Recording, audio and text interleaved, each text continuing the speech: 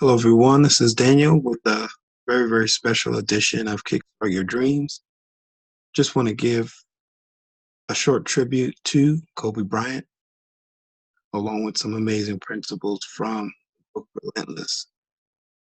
I've definitely been reading and gleaned from a lot of the things that Kobe Bryant exemplifies. My heart goes out to all the families that have been affected by this crash.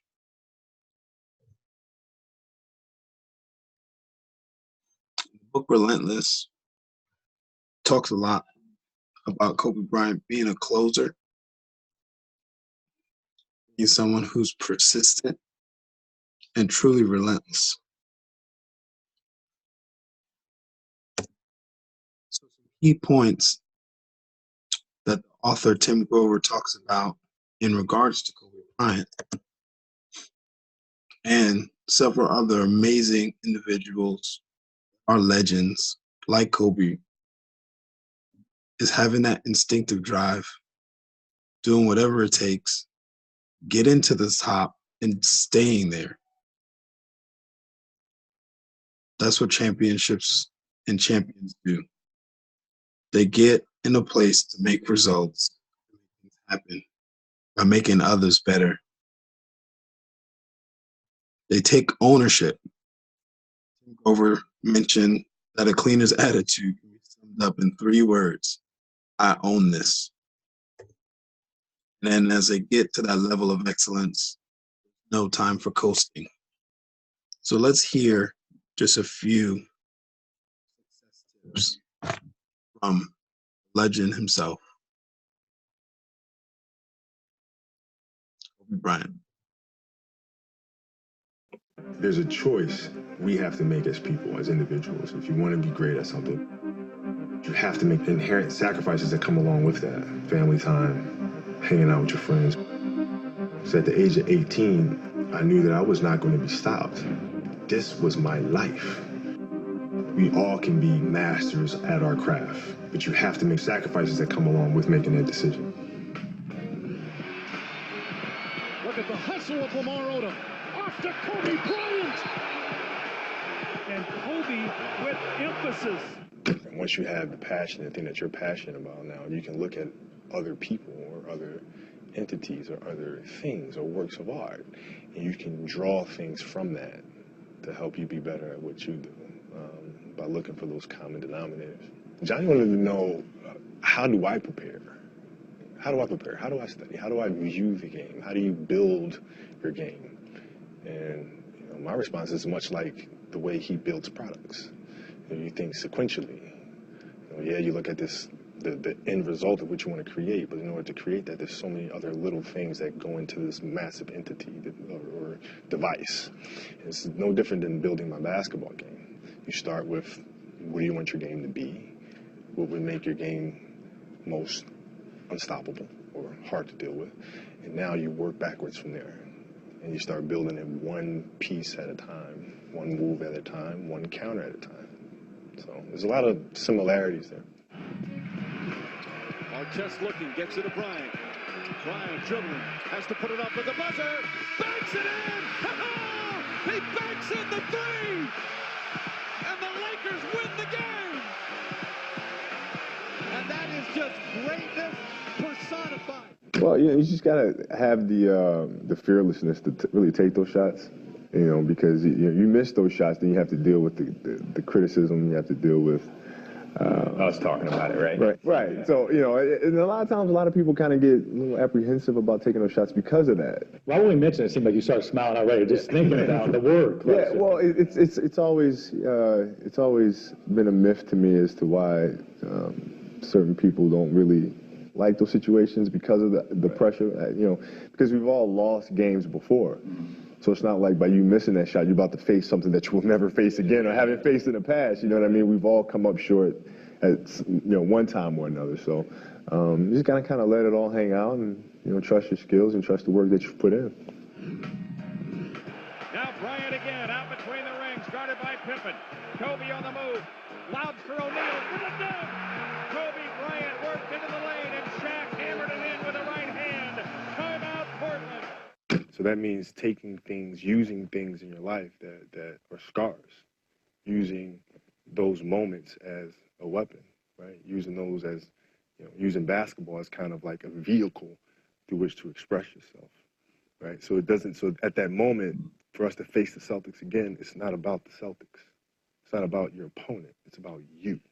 It's about you taking your inner struggles and channeling that through the game, right? As a way to unleash, right? So now it became a matter of how do I express that to them? How do I get them to that point where they figure this out for themselves? Because I can't say, hey, listen, I need you to play harder. So what'd you do?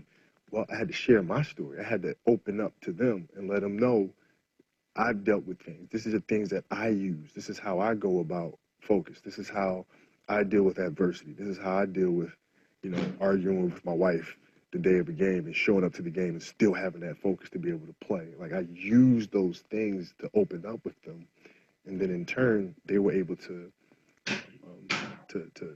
take those stories and make them their own.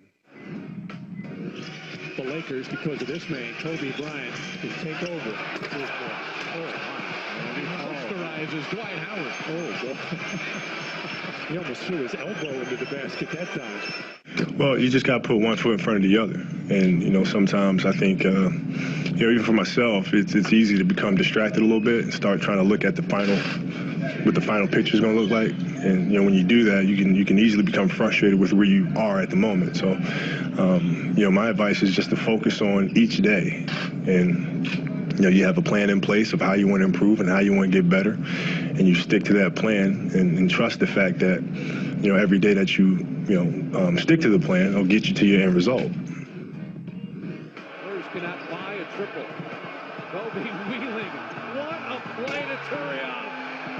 And the foul. And a chance to tie. What a delivery by Kobe Bryant. Not going to be afraid of confrontation to get us to where we need to go. I think there's a big misconception where people think winning or success comes from everybody putting their arms around each other and singing Kumbaya and patting them on the back when they mess up, and that's just not reality. If you're going to be a leader, you're not going to please everybody. And you got to hold people accountable, even if you have that moment of being uncomfortable. Matter of fact, put your hands on me. Don't touch me the rest of the scrimmage. Put your hands on me. I always compare it to sitting across from somebody at a dinner table. If we're sitting across from each other, and would you rather sit with a person that's going to be afraid to tell you have something in between your teeth and let you walk around a restaurant smiling and stuff like that when you got stuff in between your teeth? Or would you rather sit with somebody that's not afraid to have that moment of being uncomfortable to tell you have something in your teeth so you can get it out and don't look like an idiot in front of everybody else? Right? I'm going to tell you have something in your teeth.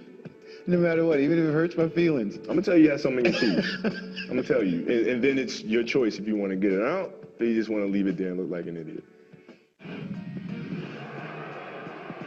Rotation of Bryant. Buckle up for Kobe Bryant. Kobe Bryant just sucked the gravity out of the target center. What a play. The windmill slam. It's everybody wants to compete, and I think it's knowing how to compete, and also, true competitive instinct really kicks in when you're down. And like I said, a lot of people are competitive at things that are rolling their way, and things that they're naturally good at. But it takes a true competitive person to, when things are down like this, to really step up to the plate and go after it. Run out by Kobe Bryant. Behind. Oh! What did I just see? You just saw what Kobe does best, and that's bring people to their feet with a sensational play. No, it's of utmost importance. Like, I was such a diehard fan, Laker fan growing up, man. And just my personality, like, for me to ask for a trade or to go play someplace else to try to chase a championship, that's not me, man. That's not what my career has been about. That's not who I am, man. I stay with it.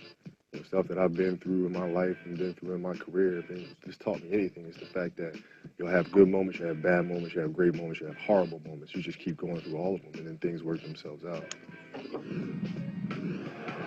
Really got a dribble drive, change of direction by Bryant. Slam dunk. Woo!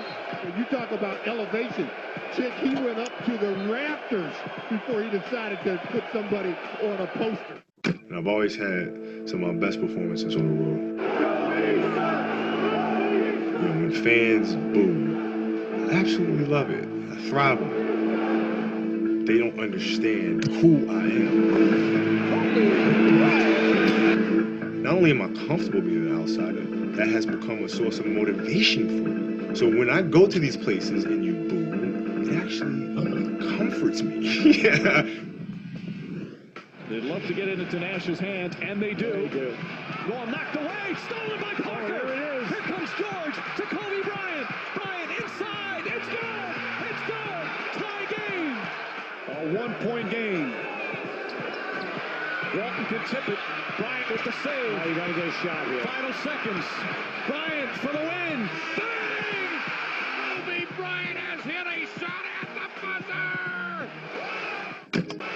buzzer! That he gets to the gym at 4:30 in the morning to see Kobe just drenched in sweat like he jumped in a pool. And then Kobe wants to make him do conditioning and waits for a couple hours. So then when the trainer goes to sleep after for a few hours, he comes back to the gym at like 11 a.m. and he sees that Kobe never left the gym at all because he had to make sure that he made 800 shots before he left after he's been working out for hours and hours. Like, you think this is new to me? This is an excerpt from Shaq's book talking about Kobe. Look, they had a feud. So he says, he was so young and so immature in some ways, but I can tell you this, everything Kobe is doing now, he told me all the way back then he was going to do it.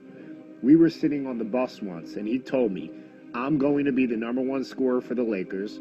I'm going to win 5 or 6 championships, and I'm going to be the best player in the game. And I was like, okay, whatever.